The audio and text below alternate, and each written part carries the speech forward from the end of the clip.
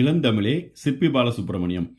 செம்பருதி மலைமேட்டில் தலையை சாய்ப்பான், செந்நிறத்து பூக்காடாம் வானமெல்லாம். தம் கைகள் அதனை போல் சிவந்து நோக, தாம் உழைக்கும் தொழிலாளர் வியர்வை வெள்ளம். விம்முகின்ற தோல் மீதில் முத்து முத்தாய் வீற்றிருக்கும் அவையெல்லாம் வியந்து பாட, எம்மருமை செந்தமிழே உன்னை அல்லால் ஏற்ற துணை வேறுண்டோ இயம்பிடாயே. மூன்று வரும் கவிதை வெறி குணவாய் எங்கள் முத்தமிழே நீயுள்ளாய் முன்னம் ஓர் நாள். பாண்டியரின் சங்கத்தில் கொழுவிருந்தாய், பாரி முதல் வள்ளல்களை இன்று தந்தாய்.